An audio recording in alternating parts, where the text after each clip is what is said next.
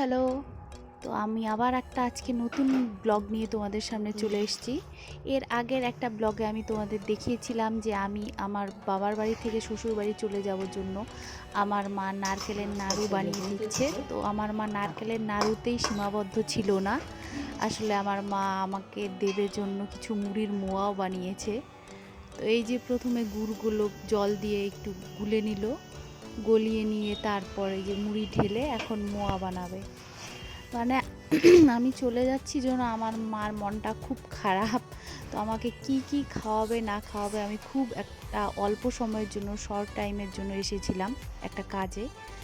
তো তাই তাই তাড়াহুড়ো করে এইসব আমার মা বানিয়ে দিচ্ছে। তো এই এর আগের ভিডিওতেও দেখেছো যে আমার মা হাতে ঘি মাখিয়ে তারপর নাড়ুগুলো শেপ দিচ্ছিল, তাতে নাকি শেপটা ভালো আসে আর কি। তো এবার ওই যে মুড়ির মোয়াটাকে গুড়ের মধ্যে নেড়ে চেড়ে নিয়ে হাতে ঘি মাখিয়ে এই গরম গরম মোয়াই মা পাকাচ্ছে। আমরা এটাকে মোয়া পাকানো বলি, নাড়ু পাকানো বলি, আমাদের এটা মানে লোকাল ল্যাঙ্গুয়েজ। তো এইভাবে মুড়ির মোয়াটা বানাচ্ছে মা। তারপর বানানো হয়ে গেল, তো একটু ঠান্ডা হওয়ার পরে এই যে কন্টেনারে আমাকে দিয়ে দিচ্ছে।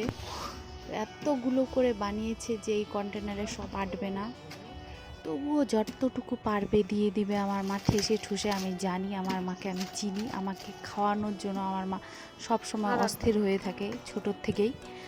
তো অনেকে হয়তো ভাববে এখন এইসব মুড়ির মোয়া নারকেলের নাড়ু মানে খাই বা আমরা দেই কাউকে।